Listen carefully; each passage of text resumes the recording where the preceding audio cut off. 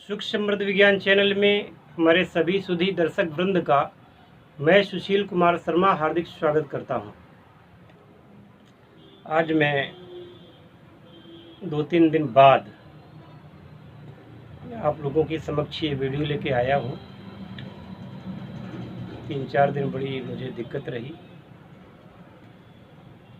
मैंने चाहा भी कि वीडियो बनाएं, लेकिन हम असमर्थ रहे। आज मुझे लगा कि कुछ काम कर सकता हूं, तो आज मैं बैठ गया, आपके सामने हूं। इस 3-4 दिन के समय में जो भी हमारे काम थे सारे रोकने पड़े, क्योंकि स्वास्थ्य जब खराब होता है तो कुछ भी काम हो भी नहीं सकता। बहुत सारे काम रुक गए हैं मेरे, चालू होंगे वो भी। खैर, मैं आपको शुभ सूचना देना चाहता हूँ कि गुरु पूर्णिमा शिविर के लिए अपना पंजीकरण करवा लें। किसी भी साधना के लिए संपर्क करना चाहते हैं तो पंजीकरण आवश्यक है, जिसके लिए आपको आधार कार्ड और उसमें जो पंजीकरण की राशि है वह जमा करके आपको रजिस्ट्रेशन कराना है। और दूसरी शुभ सूचना ये है कि बहुत निकटस्थ है सावन मास, और सावन मास में जो लोग पारद शिवलिंग की पूजा करते हैं उनके भाग्य का तो कोई ठिकाना ही नहीं होता है। क्या आप जानते हैं कि पारद भगवान शिव का वीर्य कहा जाता है, इसको रुद्र रेत कहा जाता है। पारद संसार की सबसे अन्यतम धातु है, जिसे एक रहस्य की भांति समझा जाता है। संसार में जितनी भी धातुएं हैं, पारा उनमें से बिल्कुल रहस्यमय है। और चूंकि मैं पारद पर कार्य कर रहा हूँ, शिवलिंग वगैरह का निर्माण मुझे करना भी है, कुछ ऑर्डर भी है मेरे पास में, तो जो पारद गुटिका जिनको बनवानी है वो पारद गुटिका बनवा लें। जिनको शिवलिंग बनवाना है शिवलिंग बनवा लें, क्योंकि समय रहते अगर काम हो गया तो ठीक है, अन्यथा फिर तो सावन में नहीं मिल पाएगा।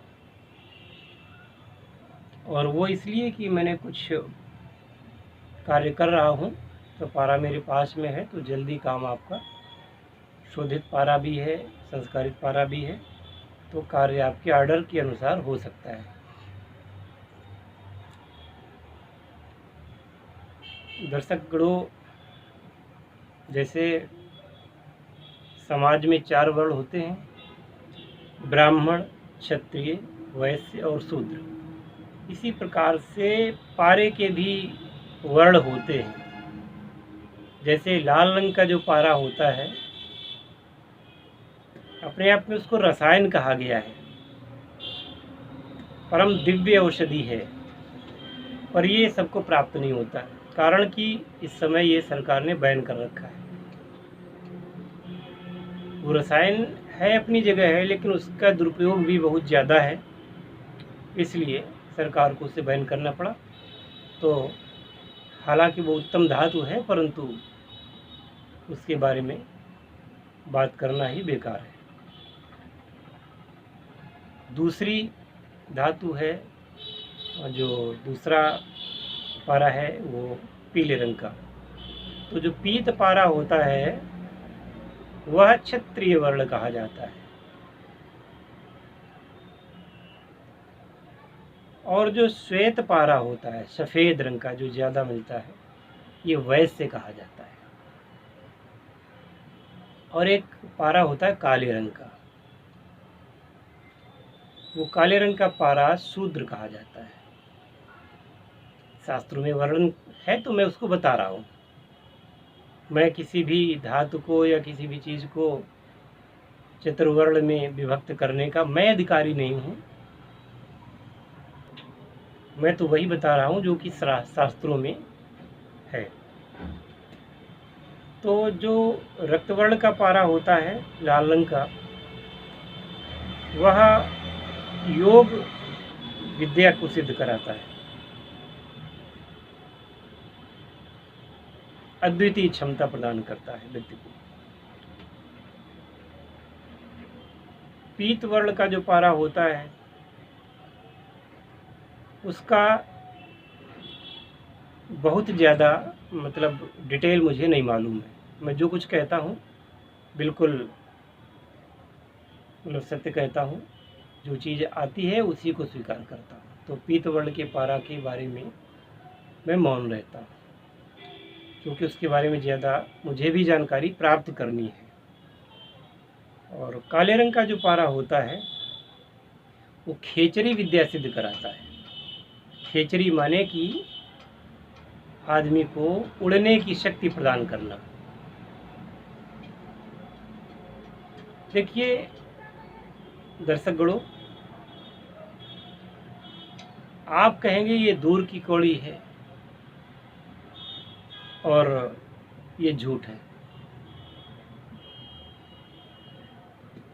लेकिन हम प्राचीन इतिहास में जाते हैं, पौराणिक काल में जाते हैं, रामायण में जाते हैं, महाभारत में जाते हैं, तो हम देखते हैं कि कई देवी देवता, नारद इत्यादि जो थे, कई तो राक्षसों को भी, मुनियों को भी खेचरी विद्या की सिद्धि थी, यानी कि वो आकाश में उड़ लेते थे। आज भी ऐसे सज्जन हैं, पर क्या है ना कि जिनको इस प्रकार की वस्तुएं हाथ लग जाती हैं, इस प्रकार की जिनको सिद्धियां हो जाती हैं, वो जनसाधारण से कट जाते हैं, क्योंकि उनके मन में वैराग्य का भाव आ जाता है और वह सामान्य जनजीवन से, इस पाप भरी जिंदगी से, छल कपट, ईर्ष्या, दंभ, है ना, राग द्वेष की जिंदगी से वो ऊपर उठ जाते हैं। इसलिए हमें वह दृष्टिगोचर नहीं होते। वैसे भी गीता कहती है कि किसी काल में किसी भी वस्तु का अभाव नहीं होता। हाँ, हम लोगों की जो हम लोग समाज में रहते हैं, यहाँ पर इतने पाप व्याप्त हैं, अंधकार व्याप्त है कि वो देवी देवता और ऐसे सिद्धगण थोड़ा सा दूरियां बना करके ही रखते हैं। तथापि कभी कभी किसी किसी गणमान्य व्यक्ति को ऐसे लोगों के निश्चल भावना से जो होते हैं उनको दर्शन प्राप्त हो जाया करते हैं। अब बात करेंगे वैश्य वर्ण के पारे की। वैश्य का काम लेना और देना होता है, तो ये जो वैश्य रंग का पारा होता है, यानी कि सफ़ेद शुभ्र श्वेत पारा, तो ये पारा, इससे क्या होता है,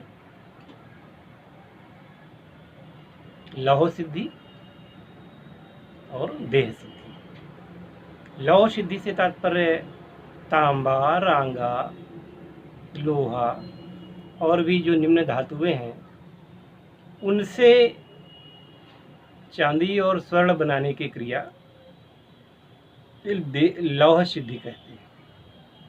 और शास्त्र में इस बात का उल्लेख है कि पहले लौह सिद्धि करनी चाहिए व्यक्ति को, तत्पश्चात देह सिद्धि के चक्र में पड़ना चाहिए। यानी कि पहले उस जो भी आपने पारद, जो पारदेश्वर हैं, तो पारद का पहले उपयोग आप धातु कर्म में करें। जब आपका धातु कर्म सिद्ध हो जाए, यानी कि जब आप कीमिया सिद्ध कर लें, तब आप अधिकारी बनते हैं पारद भक्षण के, क्योंकि उसके पहले वह सुचिता, वह चीज़ आपके अंदर नहीं आ पाती। ये भी शास्त्रोक्त विधान है कि पारद भक्षण बाद की बात है, पहले पारद के द्वारा आपको लौह सिद्धि करनी चाहिए। तो सुधीजनों को बताना चाहूँगा, बहुत दिनों से आप लोग पीछे पड़े हुए हैं कि कुछ सिखाइए सिखाइए। तो भाई जब अच्छी नीयत से, अच्छे मन से आप आएंगे तो हमें सिखाने में कोई दिक्कत नहीं, हम तो सिखाने के लिए ही हैं। पर ये सब चीज़ें निःशुल्क नहीं हैं। तो संपर्क करें तो थोड़ा सा पहले इससे संबंधित वीडियोस देख लें और फिर संपर्क करें। आप भी जानते हैं कि जो लौह सिद्धि है ये संसार की अन्यतम सिद्धि है, यानी कि इससे बड़ी सिद्धि हो ही क्या सकती है, और उसके लिए लोग खर्च भी नहीं करना चाहते हैं, तो फिर कोई बात नहीं बनती। और मेरे इस 3-4 दिन के बीमारी के काल में जिन जिन लोगों ने हमारे हाल चाल पूछे हैं, ईश्वर से प्रार्थना की है, मैं उनके लिए प्रार्थना करता हूं कि वो लोग भी सुखी और स्वस्थ हों, और ऐसे लोगों के प्रति मैं अपना आभार व्यक्त करता हूं। जय शिव शंकर, जय भोलेनाथ, हर हर महादेव।